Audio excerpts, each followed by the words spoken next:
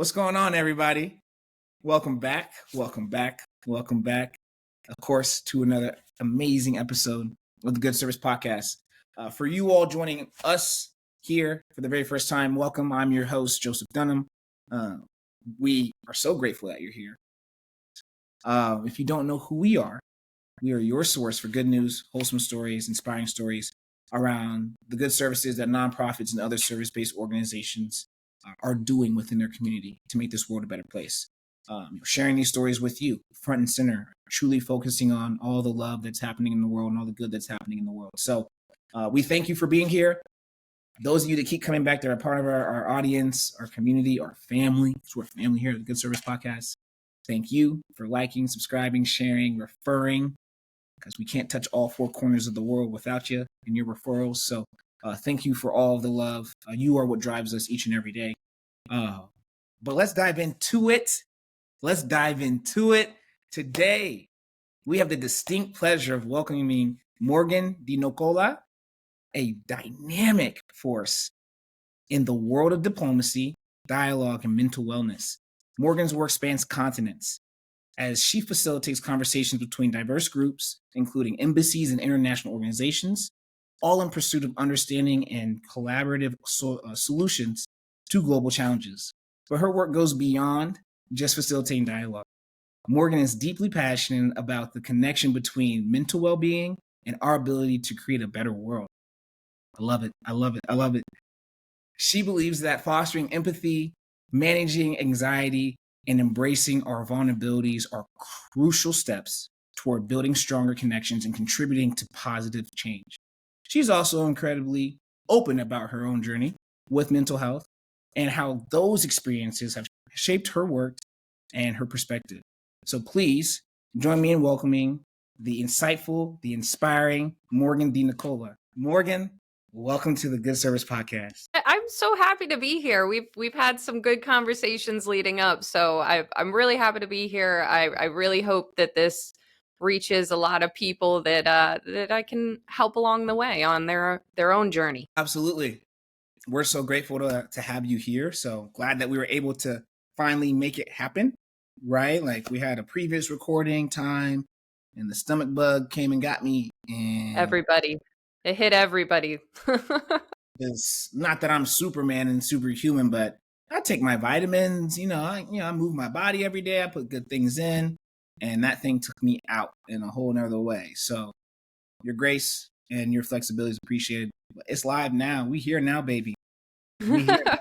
So, no, again, we're going to dive in.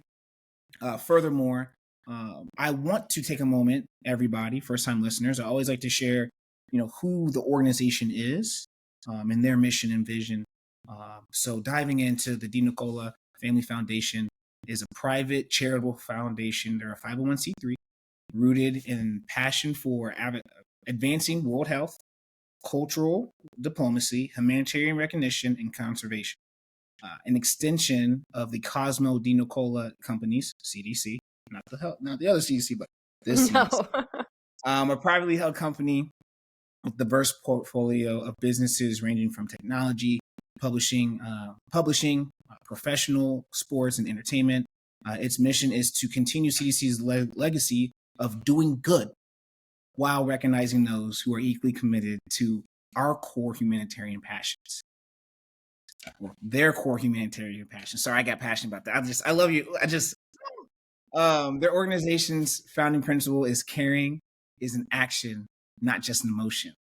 That's a bar. So go ahead, ladies and gentlemen, take that one home with you. Write that on your wall. Let that be your mantra. But yes, that is the DeNicola Family Foundation. We're going to dive in more to all of the work that you all do.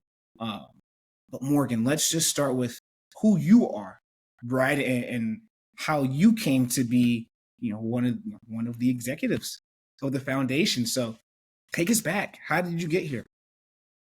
It's kind of a funny story. I was a very, very quiet kid, not very social or animated in any way until about high school, and then started getting a little rowdy. And then I went away to college, did the normal college thing, very much your your normal college kid. And then I was studying education and dabbling in sociology, but I wanted to work with special needs kids. And because I myself am dyslexic, so I was like, there's a real need for children to have teachers that can relate to them and help them along their journey. But through the course of graduating, to become a teacher, I realized that it wasn't quite what I wanted to do. So I kind of ended up following my family into the businesses, which is something that I swore from the beginning of time that I would never do. But I ended up following my parents into the businesses and learning a lot. It was actually kind of a blessing that I ended up doing that and starting to learn a lot of the importance in business strategy. But I was mostly in marketing, and I realized that wasn't really filling any kind of passion for me. I was definitely a kind of a lost soul, kind of really trying to figure out where I was supposed to be. A few of people that my dad actually worked with were heading to Africa, to an orphanage in Africa, and invited my dad to go. My dad was not able to go, but they were like, you know what? Would Morgan want to go? And I'll never forget my dad saying, "Do you want to go to Africa?" And here I am, like, what? Why would what? Yeah, I want to go, but I'm not sure what I'm supposed to be doing. And he's like, just learn, just listen and learn. And they were bringing some staffers from Congress to this orphanage to learn about the orphanage and kind of help the local government with the villagers, because the villagers kept trying to take the kids back out of the orphanage. But these kids either lost their parents due to AIDS, or they themselves have AIDS. Um, and I went there, and it was just, I was completely changed. I was changed by the monks that ran the orphanage. I was fascinated by the way they were living their lives and the messages that they had. And then just the children, here I was in the United States, kind of all melancholy, not really knowing what I was doing with my life, and constantly like humbug with a dark cloud over my head. And then I'm meeting these kids that, have AIDS or HIV or lost their parents, that are still smiling and learning and really, engaged with the world around them. And I met so many incredible children. I met a 2-year-old that changed my life. Her name was Comfort. And she hadn't smiled, and she was about 2 years old, and I just couldn't help but scoop her up. And through our interactions, there was a moment and she smiled. And that was kind of that moment my life completely changed. I had, that moment with her, and I was like, wow, I made her feel good, and in the process she made me feel good. Yeah. And it was like that moment your soul kind of lights up, like, for the first time I'm in the right place at the right time. And I went home and I was talking to my family about it, and I was like, I'm not meant to be in marketing. This is not, I've never felt the way that I did over there, here. And I ended up leaving the business and trying to figure out what it was I was doing. And a few months later, kind of got a call from my dad, and he's like, I need you to come over and talk to me and your mother. And I'm like, okay. And they said, we love your passion, and they've always been giving back. They've always been engaged in different charitable organizations. And they said, I think it's time for us to create our own. And so it started out first as Cosmo Cares, this little charity. Cosmo is my father. So it started out, and he asked me, he's like, is it okay that we call it Cosmo Cares? And I was like, everybody's going to remember the name Cosmo. Yes, let's call it Cosmo For Cares. sure. How many Yeah, Cosmos do you it's catchy, Cosmo Cares. Yeah, how many Cosmos do you And know outside of Fairly Odd Parents? right. No, that's the only Cosmo I know. Cosmo Wanda. So And the one Cosmo Kramer on Seinfeld. I'm dating myself, I know, but that was the only other one I ever heard of. And from there, we grew, and once we kind of grew, we then created the family foundation. So we went from little Cosmo Cares to the DeNicola Family Foundation, and we built a really incredible network of people around the world that help us along the way, and we all kind of help each other in whatever it is that we're attempting to achieve. So I went from your normal kid that had no idea what I wanted to do to walking down a really interesting path, and now I run our family foundation, but work very closely with my dad. we bounce everything off of each other. The all business ideas, all we're constantly Hmm. talking to each other. I don't think that there's a day that goes by that me and the cause are not in touch with one another. The cause, oh, the The almighty cause. cause. Yeah, yeah, yeah. I love that. I love that. That's so fire. Um, man, so beautiful. Um, there's many things that, nuggets and gems there that you just shared about your experience. That's incredibly relatable. Like you said, that fire within. Like, you don't know, woe is me, and that's okay to be going through that growing pain, that mental and emotional growing pain of, where am I supposed to be? What am I supposed to be doing? Right? Like, you thought it was one thing, it's not, and then you pivot, and then you just take a chance on your dad and this opportunity, and it's like you said, right? I was finally at the right place at the right time. You said that, Morgan. I'm like, like, yes, I absolutely love that for you, right? And everything that has come and blossomed from that for obvious reason. And so, um, those of you listening, right, like, don't give up on yourselves. It's okay to be lost. It's okay to not be okay. But it's not okay to give up. It's not okay to not ask for help. It's not okay to not say something, or at least Absolutely. put yourself out there, right, to figure that out. So, thank you for sharing that. That was so fire. Um, so tell us, right, like, at a high level, it going from Cosmo Cares to, and all right, I'm upset because I was practicing for so long, and I'm like, I should have asked you before hitting the record button, and I'm like, it's not Dino, it's DeNicola, not DeNicola, and I just like, I even put pronunciations, and I'm like, It so depends on where you're at in the world. We've heard DeNicola, DeNicola, DeNicola. We've DeNicola, heard it all. We just say DeNicola. DeNicola, DeNicola. It's like you're in the den having Nicola, the Nicola. Why can't I remember that? I don't know. DeNicola. Yeah. My mind, language. But, you know, has your has who you've served changed, like demographic and mission, from Cosmo Cares to the Nicola Family Foundation? Changed, it's grown. So we still very Tell us more much about that. yeah, it started as just a lot of smaller groups of people, children in schools, food pantries, very local to Philadelphia and also Jersey. We had some, Jersey. I love the way I just said that. Yeah. So it was very kind of grassroots, but we still are in touch with all of the same people and we still are very grassroots. But we now get a little bit more of a reach. So not only are we still doing those pantry programs and bringing books to different schools and book bags and um a lot of the smaller food pantries, we're still doing that, but we're also bringing food, to places in Lesotho, Africa. We have a mobile medical van there that brings food back and forth from the orphanages to the villagers. So it's just grown, but it's still very much the same need. And that's kind of the fascinating thing about being in philanthropy and charity is it doesn't matter where you are, it doesn't matter the state, it doesn't matter the country, continent. The needs are the same. So we've just kind of grown in our reach and in our network. So we hear a lot more from a lot more diverse groups, and that's also very fascinating because you can learn from these groups of, okay, how are you doing it?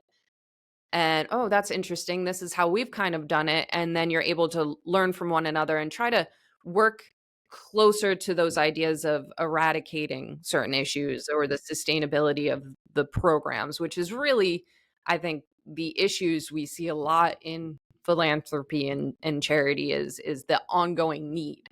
Yes. But the more groups you work with, the more you're able to kind of collaborate and come up with new or different ideas to try to work out some of these problems. Yeah. No, that's just wow, wow, wow, wow, wow. Amazing. And again, obviously, I've had the luxury of doing, a lot of research on you. and the organization. How Uh, far back? No, I'm kidding. I saw your high school prom picture. No, no. Yeah. The hairdo. What is that called? It was the slick little, little Yeah, updo. Uh, yeah, yeah.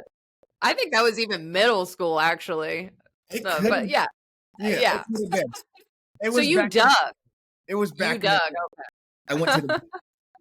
Okay. Hey, I'm bullish. This is going to be the best interview you've ever had, and if it's not, you get your money back. It's tax season. Everyone's getting things back. So we'll run that back. We'll run that back. But no, it's awesome, right?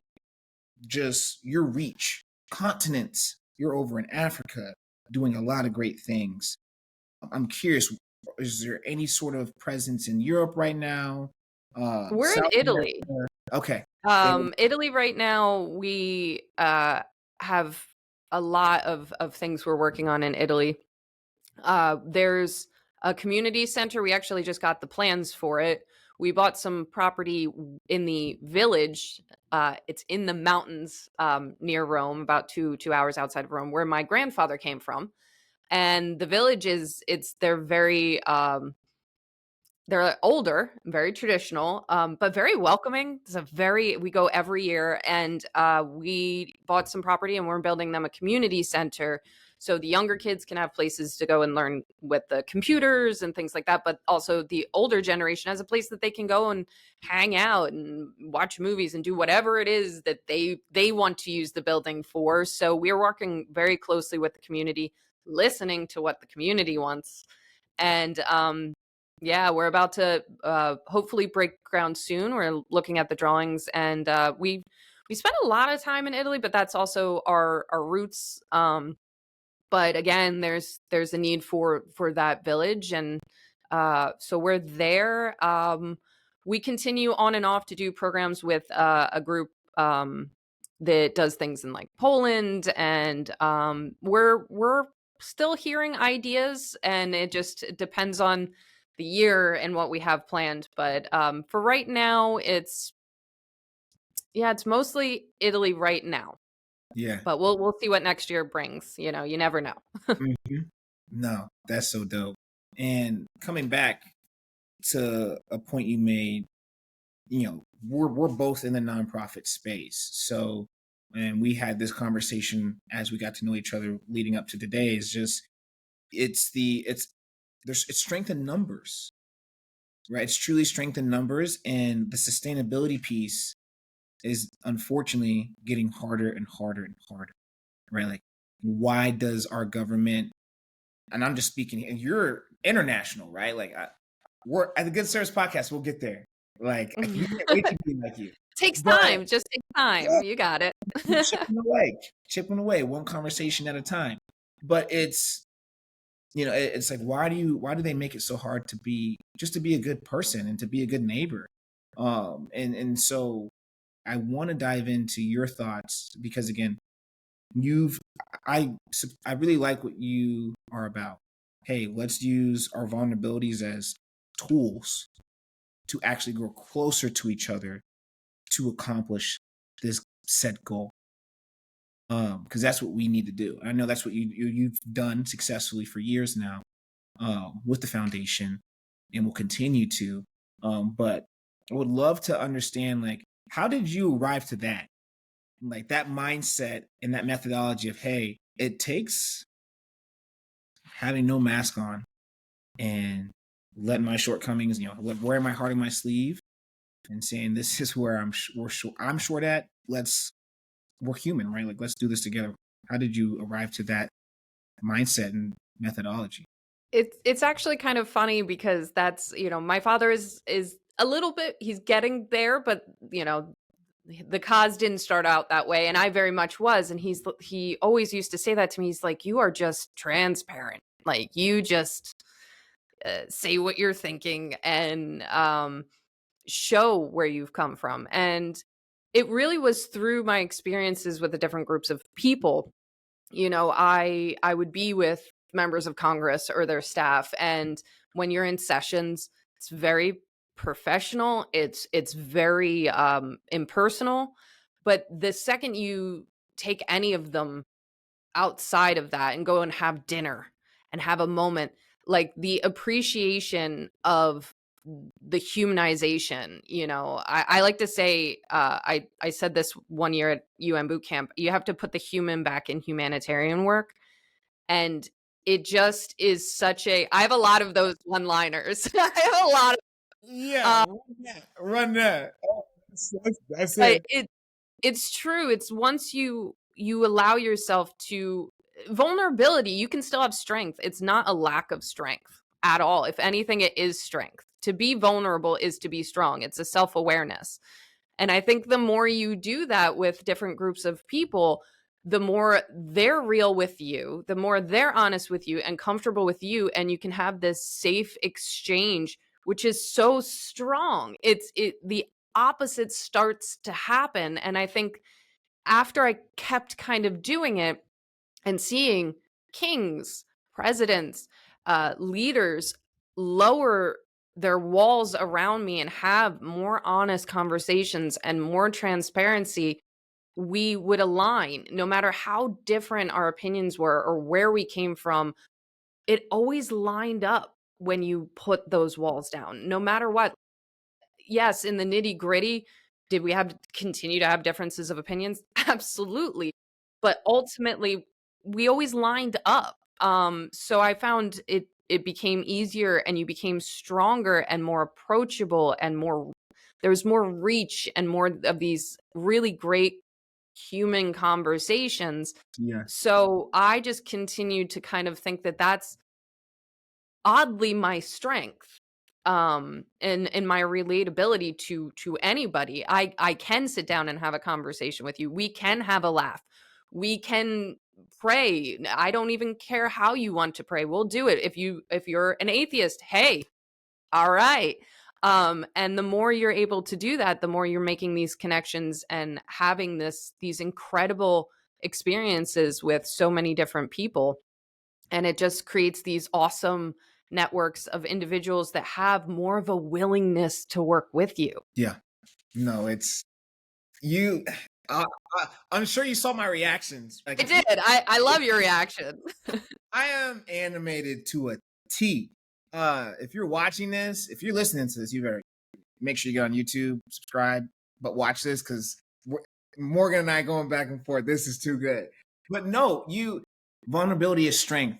Morgan, that is, it's such a bar. But again, I say that all the time. I say that all the time. I lead a discipleship group, men's Bible study through my church. And even before then, it's just like, as a leader, any leaders that I can think of that I've always been like, man, like, I would follow his cause. I want to be like him, from Martin Luther King to Malcolm X. The list goes on and on and on. Just it's that, right? These are men or women that are like, hey, I'm hurt right now. This is actually coming from a place of hurt and vulnerability. Like, but let's mobilize. Let's get together. Let's solution. Let's collaborate, right? In healthy ways. And just as you said that, I just, oh man, that turned me up because I was like, that's it. Like, you're such you're soft. I'm alive. I am feeling. I would much rather have a heart to heart with somebody instead of put on a facade, act like I know everything, and then that only make matters worse. I'd rather cry with you than tell you how to resolve your issue.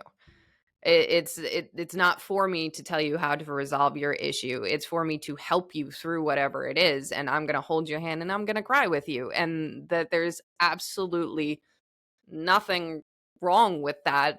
That's empowering and that's reassuring and that's being enlightened to have the ability to do that with anybody. There's an incredible lack of compassion. I've only been in North and South America and the Caribbean, so I can't speak for Europe and Africa just yet. I'm gonna get there for sure. The good service, we're gonna get there for sure. But you have, and I'm gonna ask this and the same question basically twice. Where we're at in America, how do we get to that point of being honest with ourselves to say, hey, let's have this talk. Using your methodology, which I'm 10 toes on, I subscribe to.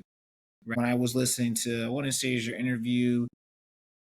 It was your interview. It's the power of constructive dialogue. I want to say it was the masterclass. Okay. The The kid one in did. India. Yes. Yes. But I'm like, man, this is so good. But share with everyone, right, who hasn't heard that yet. Your thoughts on just, hey, there's a lot of big complex problems going on here that actually could be solved. Like, how do we take steps towards getting to that point? My big thing is personal accountability. You need to know what you're doing towards other people. And that's if you say you are compassionate and empathetic, you need to hold up that mirror and really be like, am I? And that means you need to look at who's around you. Now, that doesn't have to be all the time. That doesn't have to be like your immediate friend group. Okay, I understand. We all have our the people we like to be around. But if you see that you're not engaging in conversations with people who have a polarized view, then are you really inclusive and empathetic? Are you really listening? And I think that's where we went wrong and have continued to kind of go wrong in a sense in the United States is we are not listening to anybody, and that's really the problem. Then you're not empathetic. You can't sit there and say that I am an inclusive empathetic individual and then be cutting people off left and right and not really hearing where they're coming from and their perspective, because people's perspectives are going to drastically differ depending on our experiences. It's time, it's experience, and I think that people forget that, and the fact that like even things that we're doing now 5 years from now might not be PC, might not be not might it they won't be. It's a continued evolution of certain things, and I think we have to have these conversations of like why we're so aggressive and why we're not really listening to one another, and rather than cutting people off because in ourselves we can't handle it. That's the thing, is if Mm, you get can them. handle yourself, if you can handle yourself, if you can maintain that calm, then it doesn't matter what the person says that you are talking to. It doesn't matter. If they can't shake your foundation unless you allow them. You ultimately assign value to anything anybody says. And when you are solid in your belief structure or whatever it is you're feeling, when you're solid, you can talk to anybody because they're not going to shake you. And then you're going to be a person that people can be honest and communicate with, because no matter what, I like to say, like, when I'm doing a program or have a mission, my personal beliefs sit in the back seat. They have nothing to do with what my mission is. So I'm willing to work with anybody, because at the end of the day, that person's going to come home with me and I'm still going to be who I am. I'm still going to live my life the way that I'm going to live my life. But what is my mission in that day? And my mission is never to change somebody. That's not for me to ever attempt to do. My mission is to make something better for somebody else. Something better for somebody else, not for me. And in order to do that, you got to put yourself in the back seat. I'm not saying don't take care of yourself. I'm not saying not to have your moral compass. Of course, you're always going to have those things. But there's no reason for you to immediately go to attack somebody whose moral compass is not aligned with yours. So that's my big thing, is that personal accountability and knowing yourself, loving yourself, because nobody else can touch that unless you let them. Ooh, yes. Talk about it, yo. Yes. That's what I'm saying. We have to listen. We have to listen. It starts with listening. You have to listen, because there's a reason. There is absolutely a reason for so many people to say so many different things. It's an experience, and you can't deny somebody else's experience, even if it's not the same as yours. You can't say that it's this or it's that. It's not yours, so you can't. There's two You need to listen and understand. there's two truths. Like there's that your reality and my reality. There's two truths. So beautiful, sister. Oh my goodness. Oh, okay. So tell us about how you use that when you were partnering and doing the work you're doing within the world. Like, how has that shaped and then propelled the organization from an impact standpoint? A kind of a great example that I love to use. I'm an omnist, which means I believe that there's an underlining truth in all religion. I think religion is great. I really do. And but I haven't picked one. I kind of believe in all of them. But I work with all groups, Buddhists, Muslims, the Jewish community, Catholics, and one of the groups that I really enjoy being around, which is going to sound really weird, is the Papal Foundation. And the Papal Foundation is a group of people in the United States that actually help fund programs that the Pope asks to do. And I just love this example because my father actually works with them. And I joined my father a few times to work with these members of the Papal Foundation. And while I'm Shout out. what? I said, shout out cause. Getting Shout in. out to the cause. Yes. Getting in, baby. And so I went to Rome. I ended up meeting the Pope. But one of my first overheard conversations, and my poor dad had such a heart attack, was between two couples. The conversation was a very intense conversation about homosexuality. I am a very proudly married to a woman. I have no shame in that. And I just wanted to overhear this conversation. And Yes, go ahead. Yes. but I wanted to listen. I didn't want to engage in it. I wanted to hear the perspective, and I listened, and of course my ideas didn't align with it. And my dad's trying to talk over them because my dad's like, distraction. Like, this is not the first impression I want you to have with this incredible group of people, and I'm just like, shh, like I got it. Learning, yes. And as the week, I think we were there for like 5 days, went on, I learned all the incredible things from building schools, feeding people, building homes, building all these incredible structures for all different types of people around the world that the Papal Foundation is doing. So you have that conversation with yourself like, I can't sit here and say these are bad people for thinking that I am a bad person, And you have that kind of internal conversation of then like, what is good and what is bad. So I decided to put it aside, and I had a great week learning about all these groups and all the great things that they're doing, and we continue to help them and work with them. My dad still is on their board, and I learned a lot of awesome things. And at the end, because I waited till the end because I wanted to kind of establish a friendship. I wanted them to see me as me. As I was leaving, they were like, oh, how's your husband feel holding down the fort? And I said, oh, my wife's totally fine with it. And I left. And I just kind of like just dropped it and left. Yeah. And it was just kind of the perfect way for me to have left it because I spent a week with them and they appreciated me and I appreciated them and just kind of dropped it and left. And the funny thing is I left, it's kind of like leaving the ball in their court. Let's see, are they going to want to engage with me in the future after I just kind of like mic dropped and walked out? And they have.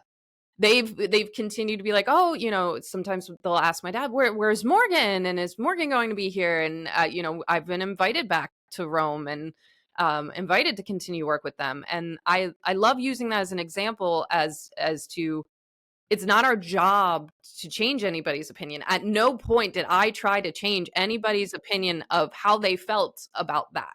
That's not why I was there. I was there to create a community to help serve others. But in no way did they change who I am. I still went home to my wife. Hey, I'm still gay. So it's not, and that nothing had to be shattered. Nobody had to be cut off. Nobody had to be screamed at, and we still accomplished good. And I just love using that as an example because that's from that moment forward, that's how I approached every situation in every group. Is like they're going to have their preconceived notions, and that's fine. And it's not my job to change them.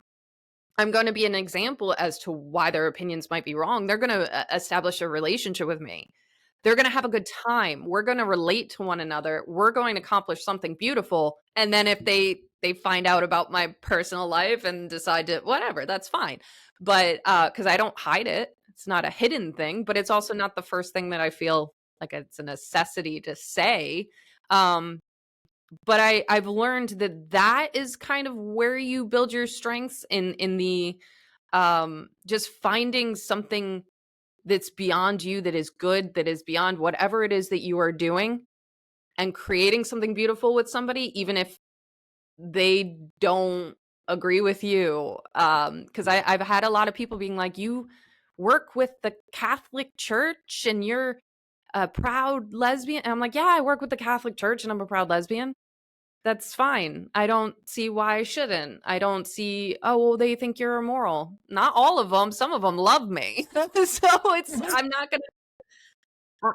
I'm not gonna lump sum anybody together and say like all this is that or all that's Stereotypes, generalizing, all the group think negative things that, you know, happen and continue to happen. yeah. People don't want to And listen. it's not always true. It's not always true. And if you take the time to get to know people, you'll realize 9 times out of 10 it's not true. It's not. And you It's have not. to. That's why I love access and exposure. I come from a small metro in Ohio, Dayton. Um, there's a lot of people, even the suburb that I ended up moving to and graduating from and leaving. People they small town thinking, right? It's like, oh, don't you're moving to the big city, be careful, man. What the bank can get robbed tomorrow. There was a hate crime when I moved from Dayton, Ohio, or I was living in Columbus at the time, Columbus, Ohio. But from Dayton, Ohio, I went to University of Dayton, down the street, Oregon District. Just beautiful place, right? All sorts of bars, all sorts of restaurants for everybody. But it is very LGBTQ friendly, and that's where a lot of the community is. Great, love it. I've always enjoyed my time down there. I go to move to Chicago from Columbus. Everyone's like, "Oh my God, be careful! It's so scary there." And this is not because of what they've heard on the news or clickbait or whatever. A week later, there's a hate crime, and it's like, I grew up here. Like, you can't. Oh, it only happens in these places. Like, no, it's not. Hatred is not siloed. All these things are not siloed. Uh, these things happen. Unfortunately, they happen, and so it takes us to get outside that bubble and to explore this beautiful big blue spinning green and brown and blue rock. Sometimes yellow, sometimes red, depending on where you're at, because some places are on fire sometimes, unfortunately. But yeah, so all that to say, along way of saying that, yes, I agree with you 112%. It takes people to really, you got to see it for yourself. You got to experience it for yourself. Yeah, Being and curious, not assume. I think assuming's the absolute worst thing we can do in any situation is continue to make these assumptions of people, of places, of situations of if you did this, you must be thinking this. I'm not a mind reader. I'm not going to pretend to be one. So there's really no reason for it, and I think that kind of creates that fear and that continued separation when I want to be friends with everybody. I want to engage with everybody. I want to help everybody, and yes, I'm not going to let somebody tell me I shouldn't. exactly, exactly. Good. Then successful day. The idea of like, I want to be friends with everybody, right? Like, I don't care where you're from, what you look like, what you sound like. There's this guy named Jesus. And Yeah, yeah, that's a pretty cool guy. quite the guy, quite the man. And I say this all the time. People are like, how can you be friends with someone that's been in jail? How can you be friends with someone that's this or that? Perfect human, the perfect man, was amongst today's versions of rapists, killers, drug dealers, like corrupt officials. Doesn't mean he had to be like them, but he was amongst them, showing them compassion, listening to, let's go break bread. This is what you're going through, huh? Okay. So just again, we were having that conversation the other day because a lot of things are going on in the world and people not seeing eye to eye, and we need to love our neighbors, but people don't want to love our neighbors.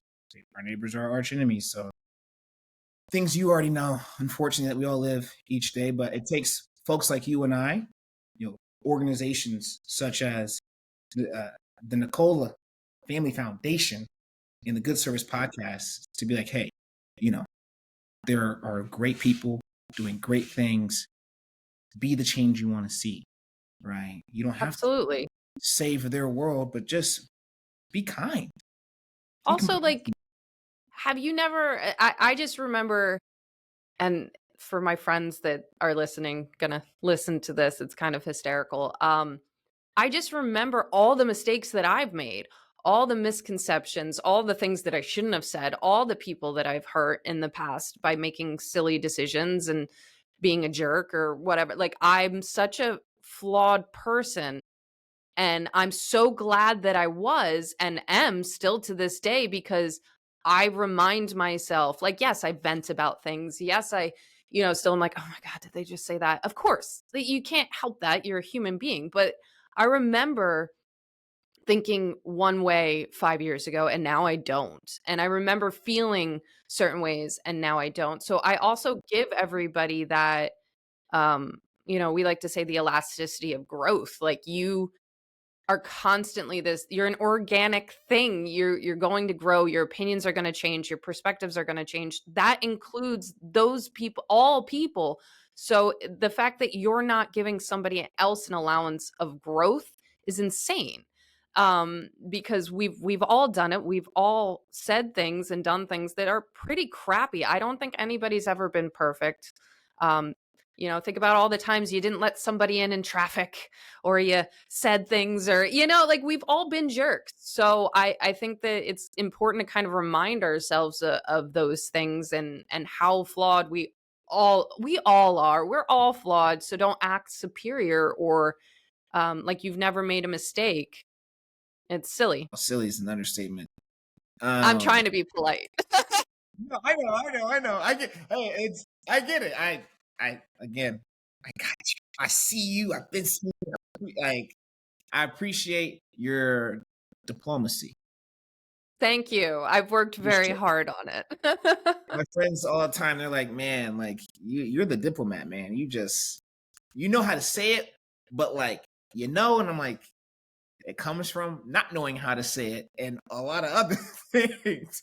Like what you Yeah, see, it comes the from a Joseph place with a today, lot of we see today mistakes. was not that guy. Well, he was, but like, I'm transparent too. Yeah, And so again, we yeah. had that conversation. Like, I see you eye to eye on that. Like, it's out of love more than anything. Like, so, and that's probably, yeah. Okay, so how can we cultivate empathy and compassion in a world that often prioritizes competition and self-interest? That's a trial and that's practice. I think that it's always, well, I think also people need to think about every time they've ever served someone else. Because how did you feel? When you serve another person, the feeling that you get outweighs anything else. It's so hard to explain. It's soul filling. It's a completely Mhm. different experience than Oh, serving soul just feeling is yourself. nice. Woo! So, It's it and then it takes that practice of realizing, like, I feel so much better if I make somebody feel good. And somebody could say, like, "Oh, well, isn't that selfish?" Then I will be selfish to the end of time, because I love the way I feel in helping somebody else. Um, and I think more people have to try it. Just try it. Try to put somebody above yourself and keep doing it and see how you feel. Because I think at the end of the day, you're going to realize you feel so much better about yourself and about what you're contributing to the world around you that you will start to get addicted to it. And you'll start to love yourself more. And I think that's a really kind of, we're all lacking that self love. And the thing is, it's like once you start really loving yourself and loving other people, it just keeps going. You keep wanting to help other It's people. contagious. It is Yeah. so contagious. And then the people that you're around, you light up, they light up, and then you're like, oh, and then they light somebody else up, and it just kind of keeps going. It's that wildfire, and we allow ourselves, I think, because a lot of it's like social media or media. We want that instant The gratification. bad We want guys. that. It's crazy. It's absolutely crazy, and it's not real. That's what I keep trying to say to people is like, it's an algorithm. Whatever you click on, you're going to see more of it. And start clicking on something that's positive. Keep doing it and just keep doing it. And then you'll see your virtual world will completely change. And the way you feel will completely change. And the way you interact with the real world will completely change. And it takes those steps of doing things. Change how you talk to yourself, change how you engage with other people in the real world, and change how you engage on this dang thing. Like change it to be something good and watch it. Just watch it all start to kind of take off, and it becomes this thing that you can't really live without. And I like to say I can't go through a day without making somebody smile or laugh. Now, if you had grabbed Ooh, I like it. me 10 years ago, that was not who I was. I was a very aggravated, angry, frustrated, sad person that I didn't care if somebody else smiled. I really didn't because I wasn't feeling good. And over time, it's like now I wake up and I'm like, all right, feeling good. Yeah, Who yeah, can I yeah. have? Who can I make laugh? Who can I have a good impact on? Who can I, even if I'm not out in the world, like, okay, it's a rainy, miserable day. Okay, who can I mess with? Who can I get to laugh or have a good day or check in on somebody? And it becomes something you want to do. And my day isn't over until I do it. I also do the same thing with my wife. My day cannot end until I've made her laugh. It's a thing we do with one another, and it creates just good energy, and no matter what, we end on a good note, and there's always going to be one part in that day where we make each other laugh. And but these are formed behaviors. You have to have that willingness of change and the practice of doing it. It's not going to happen in 1 day or 2 days or 3 days. It's a learned behavior, like anything else. And once you practice it, it gets to be kind of an awesome, your days just get a little brighter. Your impact on the world just gets better, and it becomes, people want to be around you more. And that feels great. That's an incredible feeling. Absolutely. It's also a reflection of you, right? Like you're emitting yourself. You are truly the light within you is shining, and like bugs, everyone wants to, fly towards it and not get zapped, maybe, but in the good way. Not the bug's Yeah. life zap, and then that I just did to myself or ourselves, right? I know you remember that scene at the Bug's Life when the little zapper and it's the bar. Oh yeah, that's hilarious. Yeah. But no, you said some very strong things, and you know, folks, go listen to the last 5 minutes of this. Right, this is minute 52. Go back to minute 46 and just listen to the question I asked and what she had said. Right, reducing it down. Go serve. Right, throw yourselves into the gauntlet of service. What's that look like? Because then you're gonna know what that feels like. That feeling, is the right feeling. Understand and investigate that feeling. Man, why do I feel this way as I serve? Should I be serving more? okay, what type of service do I want to be doing, right? There are nonprofits of all different sorts. Anything you're passionate about, you can find a group that's doing something similar that, it's not just I love when people are like, well, I don't have the money or I don't have the time. There are so many things that you can do to engage with your community in a positive way, and it can align with whatever it is you love. And it's going to end up aligning so many different things. And it doesn't have to be money, and you don't have to have all the time in the world. It can be on your schedule. And, it just takes that little bit of time for you to find what it is that lights you up. No, undoubtedly. And then the last point that I thought was very, very, very just like nail on the head. Get off your phones. There's a whole world out. Use your phones. It's a tool. Use your phone to go find the places to serve and the creative ways to serve. Like if you're a designer, a graphic designer, go ask that nonprofit that need help with their website. Or if you're a financial guru, you know what? Ask the Good bank, advice. hey, can we partner together, do something for the community? What's the demographic that's struggling the most right now financially with literacy, financial literacy? Can we partner? There's a million different ways. Like it doesn't always have to be give money. It does not. So if you're going to use your phones, I feel like a parent. You're going to use your phone. Use it for Use it for good. good. Yeah, Yeah. What is it? absolutely. Uncle And Ben that you said, don't need what drives me crazy is the need to engage with people on other posts and then kind of get into that nitty gritty. If you want to learn self control, learn to see something that you don't like and not engage with it. It's kind of a crazy thing to have that control in yourself to be like, oh, that's crazy. Okay. And just don't engage with it. There doesn't need to be that need to perpetuate that kind of like crazy negative banter uh, in a fake reality. Like it just get away from it yeah. and find something to do that will make you feel. Why are you engaging with something that doesn't make you feel good?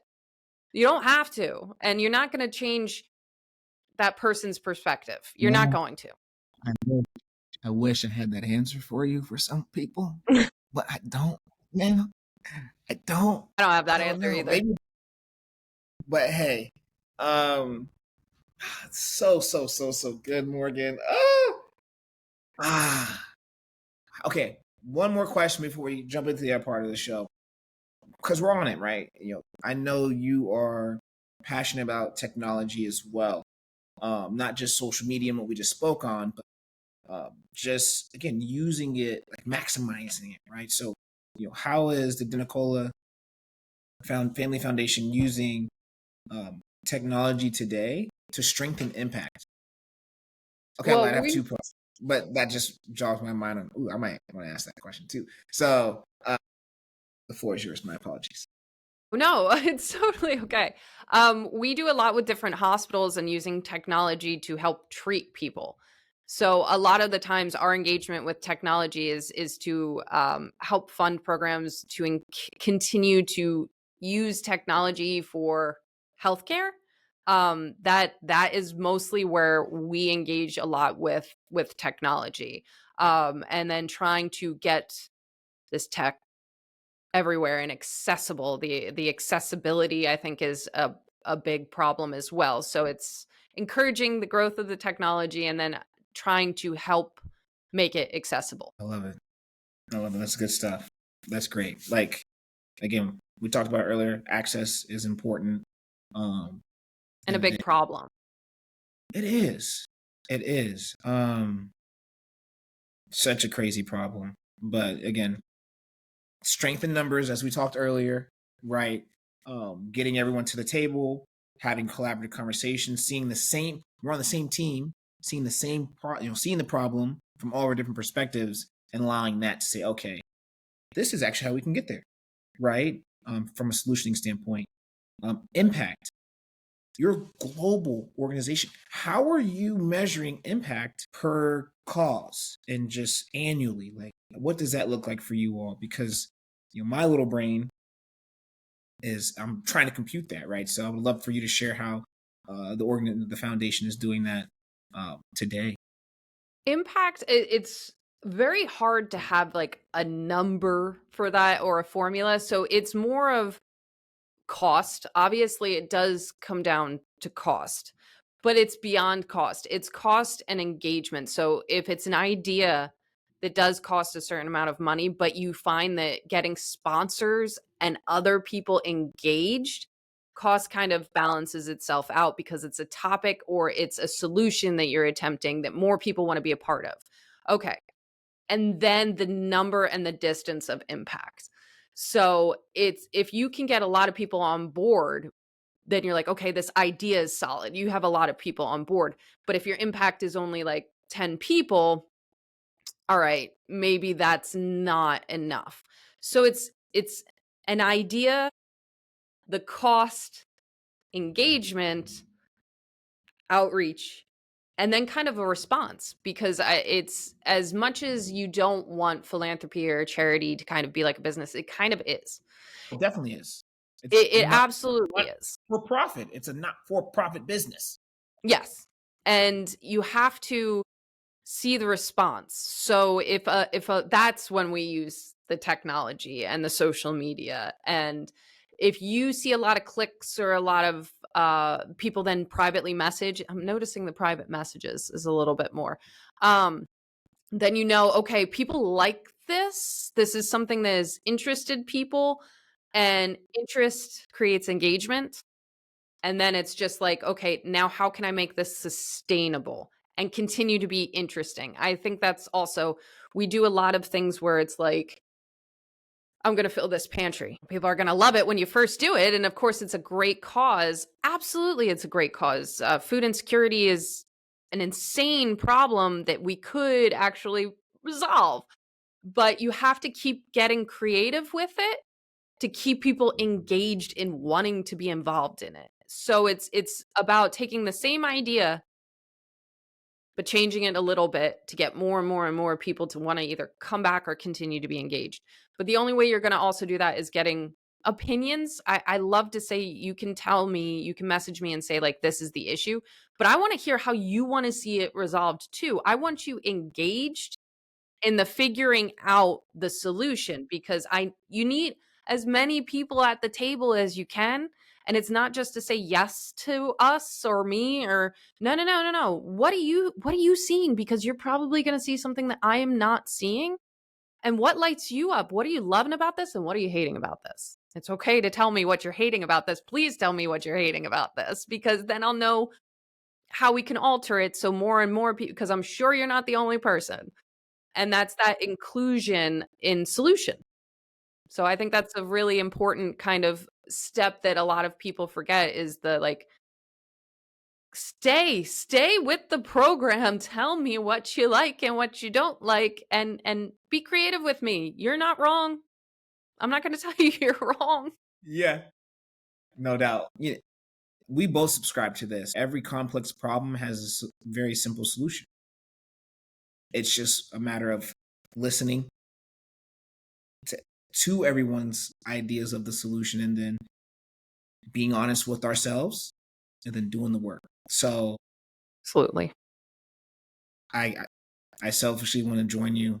I mean, maybe parallel on your global just every Anytime. like hey, you say that. Hey, you say that for real. I'm a follow upper. I'm a follow I'm a FU. I'm a follow upper.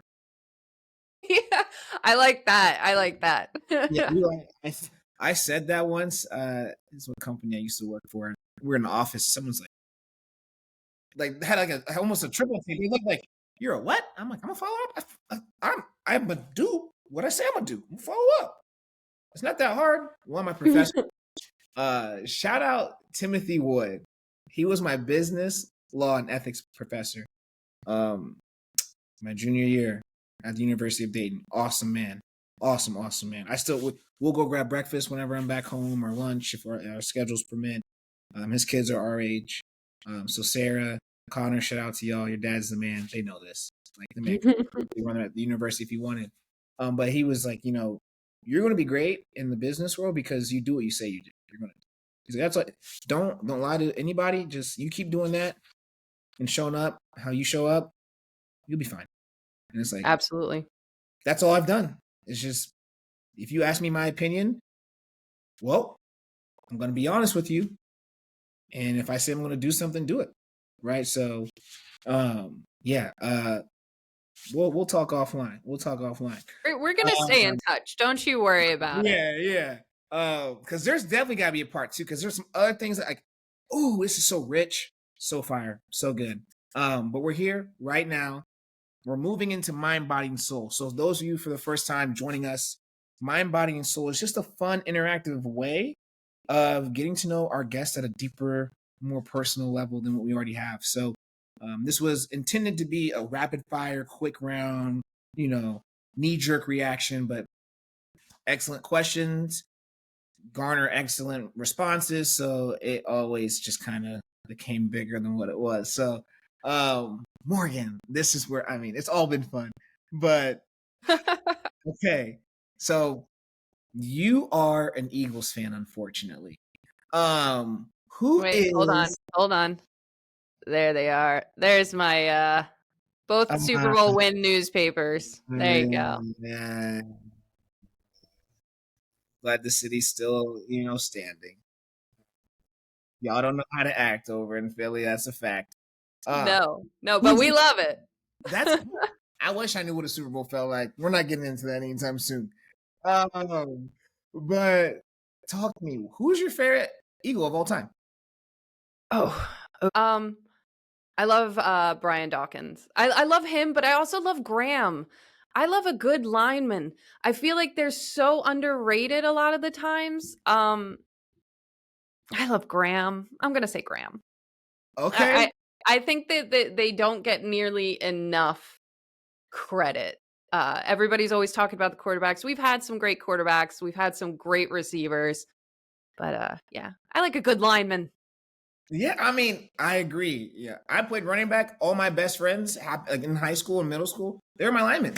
Like they are all five of them unsung heroes every play. They can't take a play off.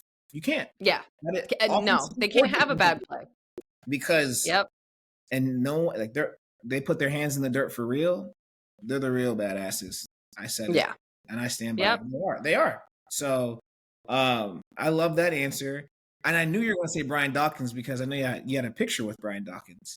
Yeah, I've actually met him on more than one occasion. He's a very, very humble, nice, approachable man who does some really good philanthropic things as well. So how can you not love that? Yeah, yes, he's the man.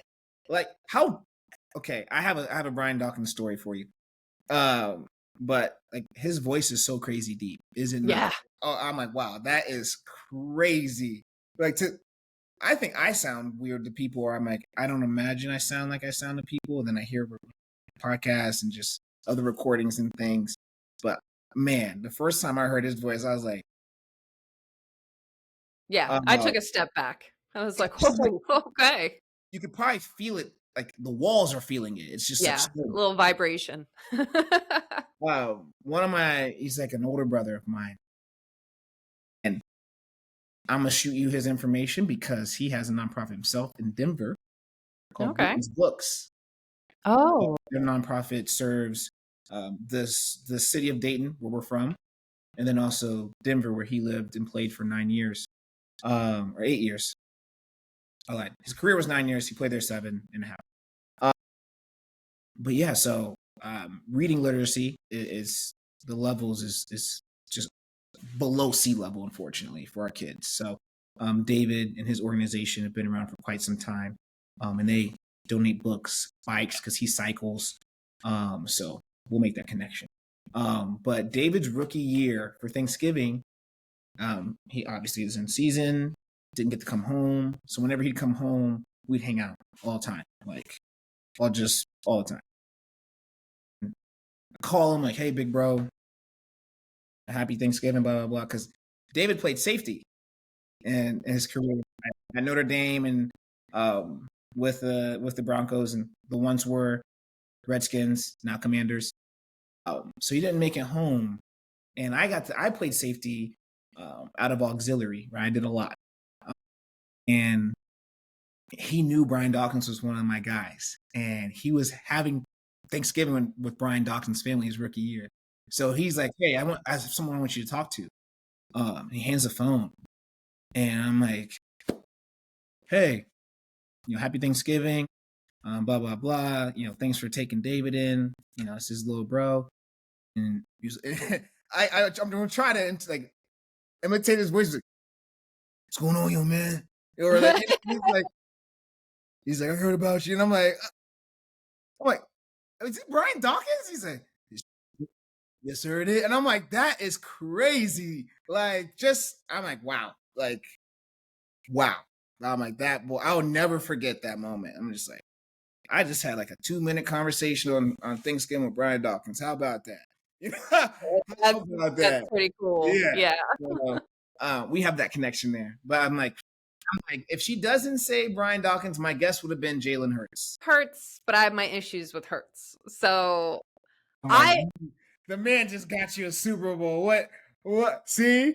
This is the Philadelphia sports fans. We are tough because there's been a few times, but I mean, Super Bowl, the man came. There was a few games I was like, why is he not running as much as he should? Super Bowl, he was running. So I'm not going to say nothing, but I had a little bit of an issue with him. I'm sure you did. Man, not that he cares. This wasn't enough, I guess. It's never fire Sirianni too, right? Like just get rid of him again after you go 1-2. Next year you're gonna start the year 1-2 and say, oh my gosh, you gotta fire him. We should have no losses. Hey, none, zero, zilch. None. You're messing up. If we have a loss, you're done. Talk to us. Food therapy. You are in the kitchen a lot. Yes. I or cook. I like to bake more. I do my TikTok food therapy videos when I need a break, when I need to not think, because I like to say baking, you cannot be thinking about anything else or you are going to start a fire in your kitchen or mess something up drastically. I never so everything kind of goes quiet in me when I'm baking. And I was also raised Italian, so Italians' food is how we show love. So if you make something for somebody and they're like, "Oh my God, this is good," it's like the biggest compliment you can possibly have as a person. So now I think everybody kind of doubted my baking abilities for a few years, and then COVID hit, and I just started baking all the time to try to like have something to do and quiet my mind and my heart, and gained 30 pounds over COVID because I was baking nonstop.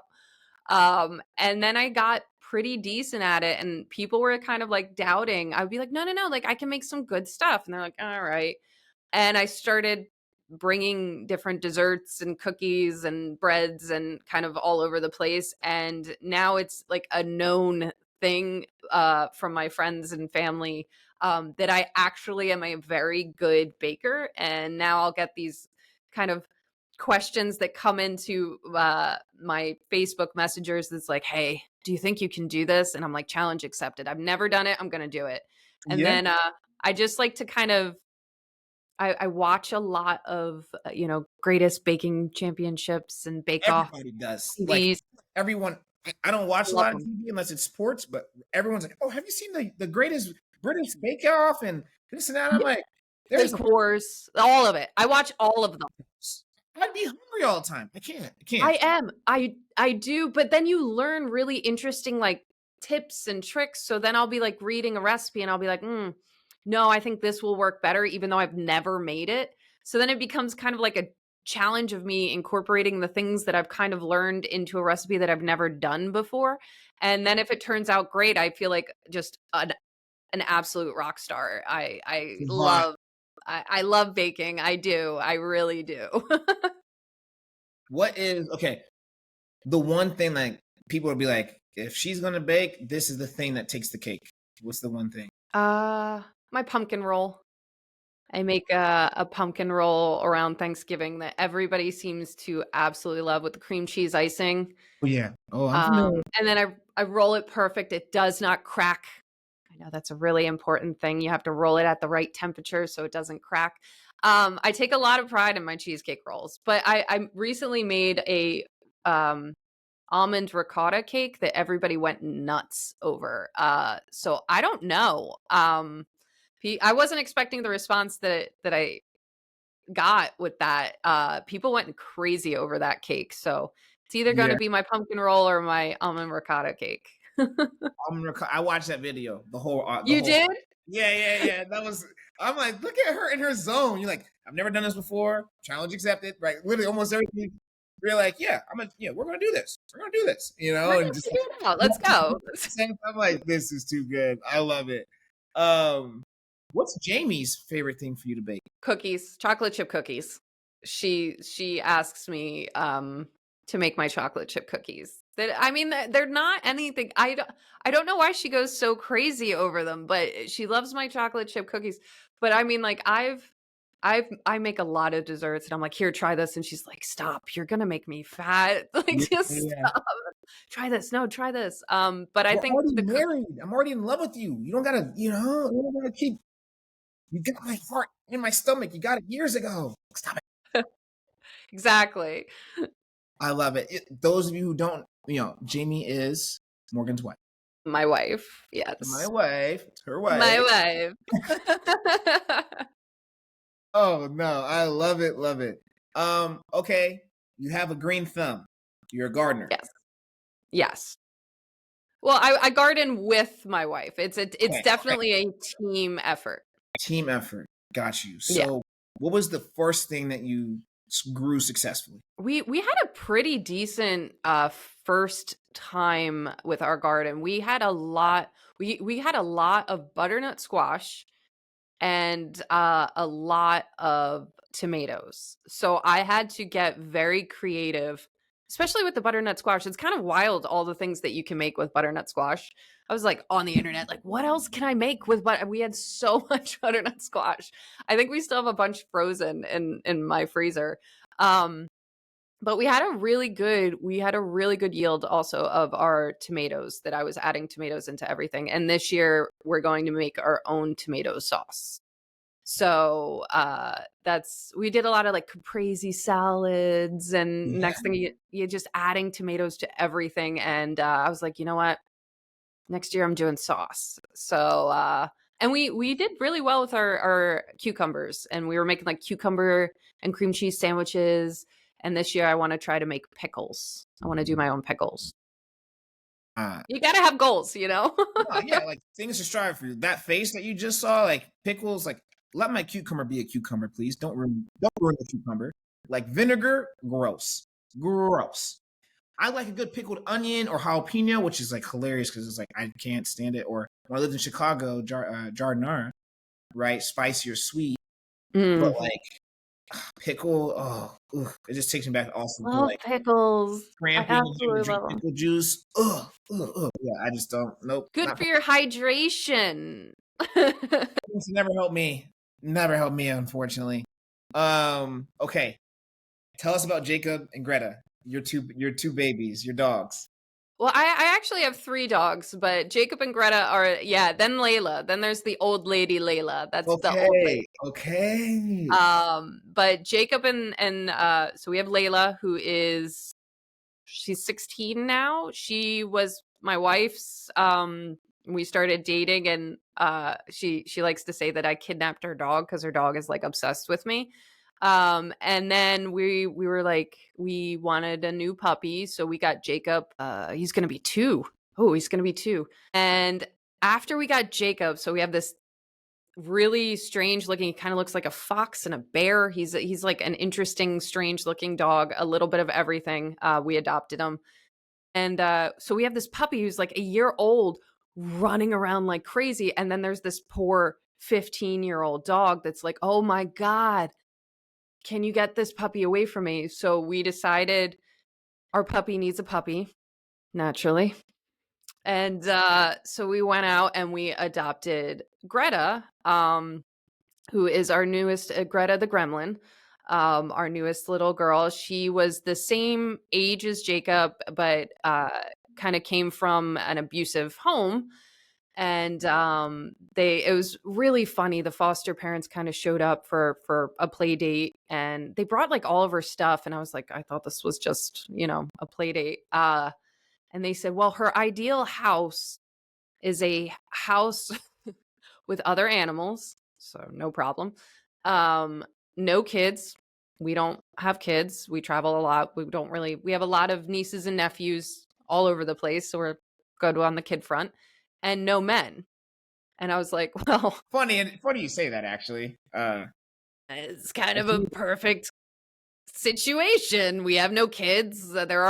We have male friends, but they're not there all the time. And we have a bunch of animals. And I think by the third or fourth night being there, Greta actually slept in our bed. Like she warmed up to us very fast. She still has her little issues, but her and Jacob are just nonstop hysterical gremlin noises running around the house like agents of chaos.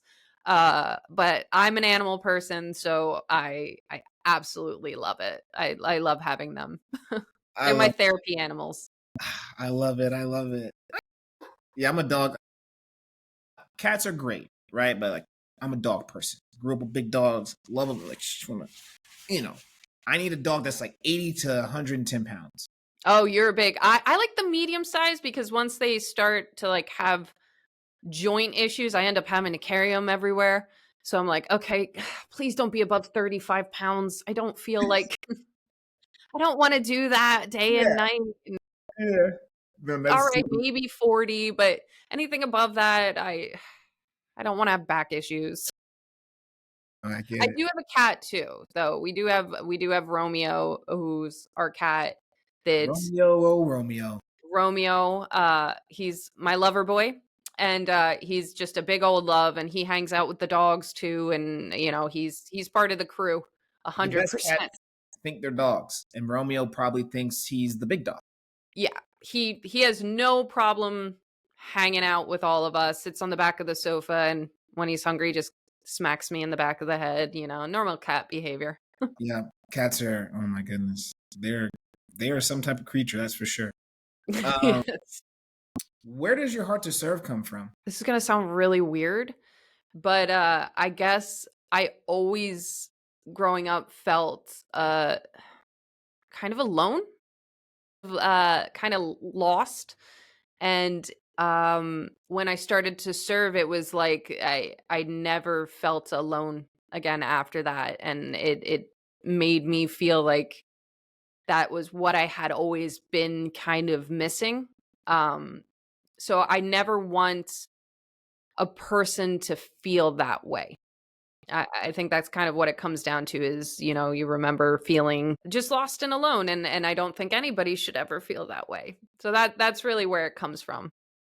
Yeah, no, that's beautiful, right? Nothing weird about that.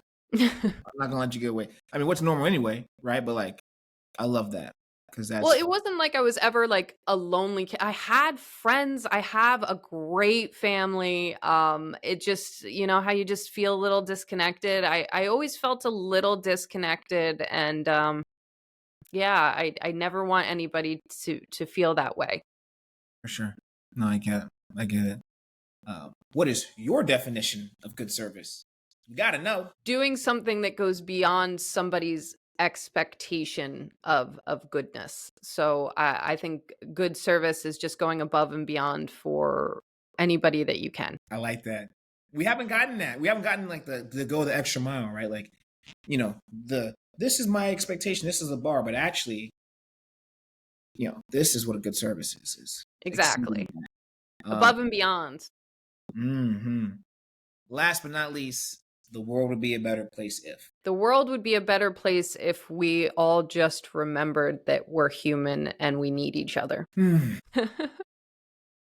Like, yes. We're not gonna this thing's gonna keep spinning without us, but like we're supposed to take care of it. And while we take care of it, we're supposed to take care of each other. Exactly. You get it. We know. We've had that talk. We'll keep having that talk. Because that's the talk to be having.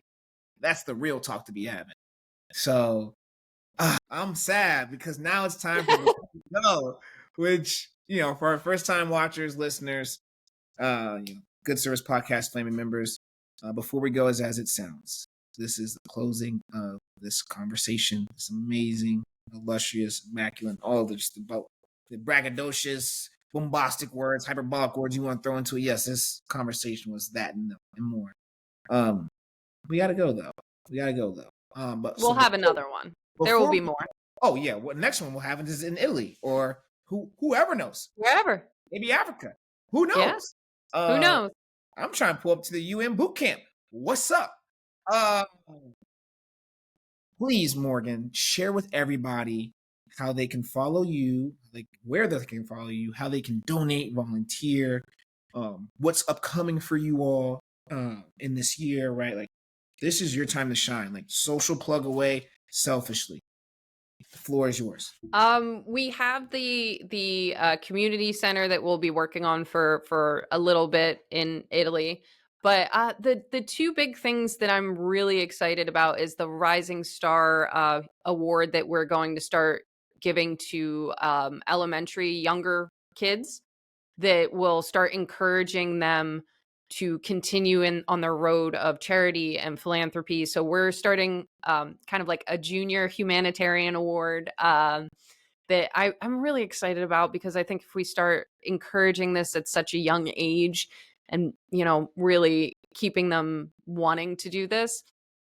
So we're starting that actually next week. That will be started. And then in 2026, we are starting another DeNicola Humanitarian Award that's going to be going towards the sciences and healthcare. And we're going to start acknowledging people who are doing different types of research, as well as taking care of their community's health. I'm really excited to start that as well. Those are our kind of awards. Local programs, we're still doing a lot of Code Blue, Operation Blues while it's still a little cold, so we'll be doing backpacks and stuff like that also once school starts up again.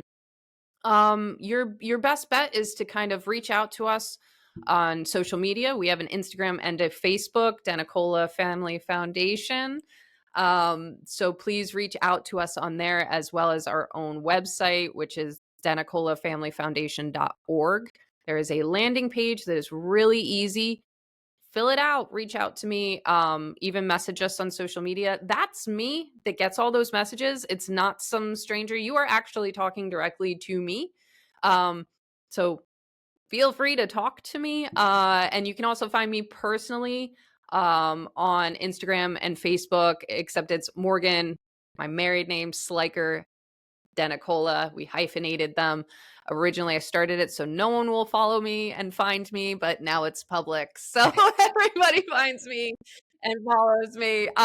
So The face of the earth again. No, you can't. yeah, so I made it public because more people wanted to talk and interact and see me doing those goofy cooking videos and seeing my animals. I realized that people actually wanted to see that human side of me. So find me on social media and feel free to reach out and talk with me and ask me for recipe ideas and anything you want to see our family foundation do. Reach out and we'll let you know what we're doing locally and globally, and we'll keep you in the loop. You heard it here first, ladies and gentlemen. DeNicolaFoundation.org. Family Yes. Foundation. The DeNicola Family Foundation.org. .org. And then Instagram, Facebook, boom. It's going to pop up. I promise. It's going to pop up. Whether you space it or not, it's going to. Trust me. I've been doing research. I know. No, beautiful. Beautiful. And last but not least, closing remarks, right? What is something that's just on your heart, Morgan, that you want to send the listeners, the viewers, the family here at the Good Service Podcast? What do you want to share with the world? One last message before we go. Love yourself first.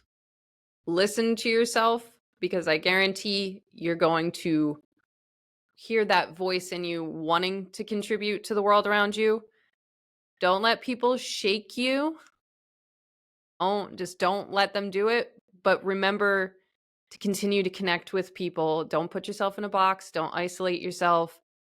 be a part of the world, engage with it, find the beauty in it because you can find it if you really go looking even on your worst day. So get out there, find something beautiful or be something beautiful. Mm. Ooh, yes. I'm still, when you said, putting the human in back in humanitarian, like, come on, bar. But of course, you leave us with such a beautiful message. Go, seek beautiful or be beautiful, right? You have everything you need more than you already know. Just put yourself out there. That's all it takes. So with that, you all know who I am, your loving host, Joseph Dunham. I love each and every one of you. Thank you for the first timers, watchers, listeners, however this episode finds you, wherever it finds you. We're glad it found you. Keep coming back, right? It's our mission here to be your source of positivity and good news of the great things that Morgan, her foundation, is doing, others across the world as well. So thank you for liking, subscribing. Please share with us. How'd you feel? How'd this make you feel? We love comments. We love engagement. That's how we make sure we know we're onto something, right? So 20-something episodes in, I'd say we're trending in the right direction. But that's because of you all. So thank you for showing up for us, and for making this as much fun as it is. We're going to keep on keeping on, baby. So we love you. Can't wait to, again, get in front of the camera, get on the airwaves with you for another episode. But Morgan, we loved having you. The DeNicola Family Foundation as well. Keep rocking, keep going. You have our full support and partnership, whatever that looks like, whenever that comes to fruition. So as it's already budding. So with that, love you all and be well.